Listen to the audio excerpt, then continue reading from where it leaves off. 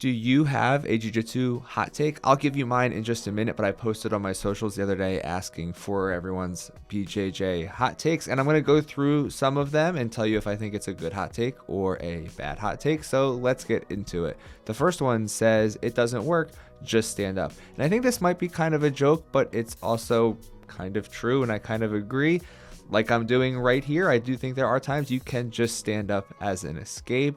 But I think it's also more of a skill than maybe people might think it is, because if you stand up at the wrong time, you're going to go face first back into the mat. And if you're standing up just to run away, that's no good. You need to stand up and re-engage.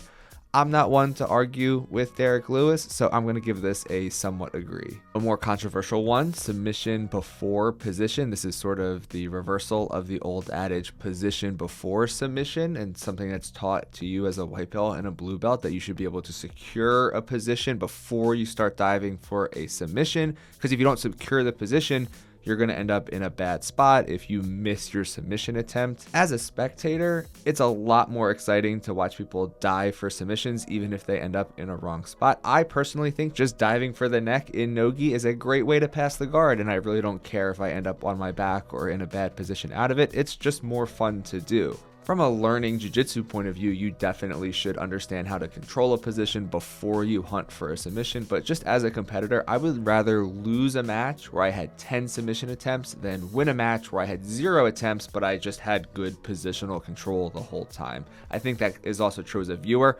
I don't want to watch a match with 0 submission attempts. So on this one, I'm going to say I agree with this hot take. 90% of jiu-jitsu practitioners have F-tier stand-up game. I'm going to agree with this one so much that I don't even think it's a hot take. I think it's just a fact. I think the most boring parts of ADCC matches with the best competitors in the world are when they're just not really trying for takedowns and hand fighting the whole time. It's not super exciting. I think most schools don't put enough emphasis on stand-up. I'm lucky I train at a school that does, and we start rounds from the feet and we never start rounds on the knees.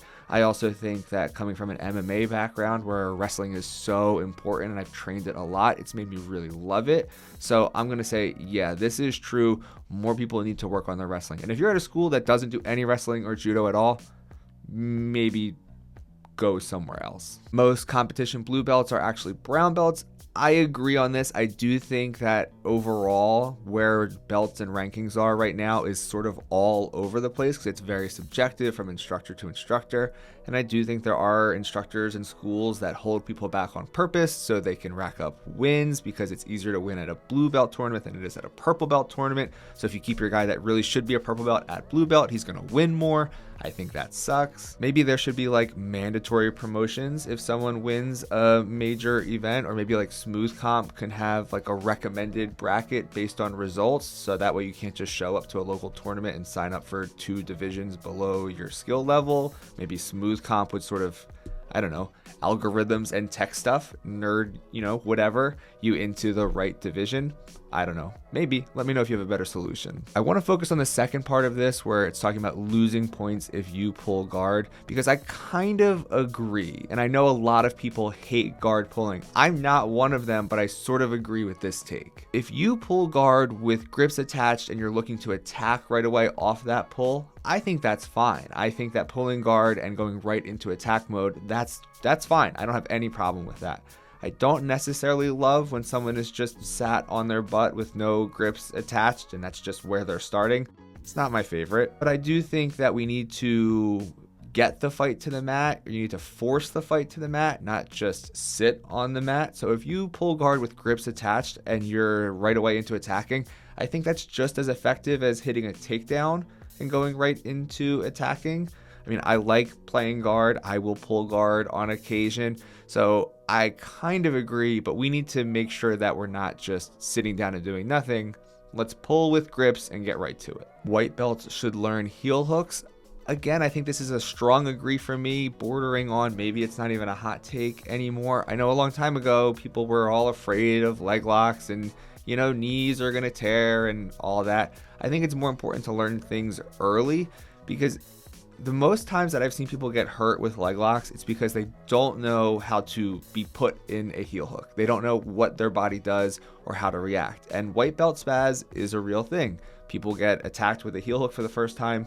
They've never seen it before. They don't know what to do, and they freak out and they tear their own knee against their training partner's body.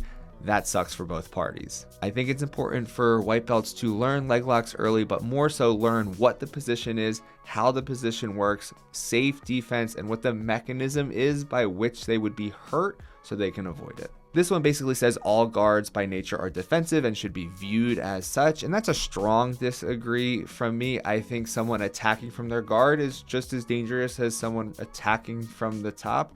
I think that I agree we should all have an offensive-minded guard and not just be hanging on for survival, but if you're attacking from the bottom with attacks and sweeps and submissions, I think that's good. So I'm going to say no, it's not defensive if you're attacking from your back. Straight arm locks are the most satisfying submission. Nah, it's chokes. Training self-defense is a waste of time. Yes, this is mine. That does say my name on there, but someone did ask for a follow-up, so I will give you my hot take. The best self-defense is to just run away. Life is not an action movie, just get out of there. But in the event that you have to grapple with someone, any blue belt on the planet is going to be able to safely grapple a person who is an untrained attacker. You don't need to spend time working on, well, if he grabs me this way, I'll do this, or if he does this to attack me, I can do that. I refuse to believe a blue belt will not know what to do if they are grabbed from any position by an untrained, unskilled attacker. If you don't train jiu-jitsu at all and you want to go to a self-defense class, then that's fine. They have to condense it down and show you a few basic moves. But if you do train jiu-jitsu, and if you're watching this channel, there's a pretty good chance you actually train jiu-jitsu. You're not watching a video about jiu-jitsu as a person who doesn't train. So maybe subscribe to the channel. That'd be cool. I'd appreciate it. But if you train jiu-jitsu, just enjoy the sport of jiu-jitsu and trust the fact that what you're learning will prepare you in the event that someone who doesn't train jiu-jitsu, I don't know, tries to mug you or something and you can't run away and you're forced to fight them. Also, the odds of an attacker grabbing you in the exact same way that you practiced on the mat and then giving you the exact reaction you're expecting because that's how you drilled it, I think that's pretty low. Just do jiu-jitsu. So those are some of the hot takes that people sent me from my social media posts. Let me know in the comments what your hot takes are, what you think of the hot takes I picked for this video and my response to them. Let me know if I'm right, if I'm wrong, what you think. I'm genuinely interested in hearing what you have to say. Thanks so much for watching. I'll see you in the next one.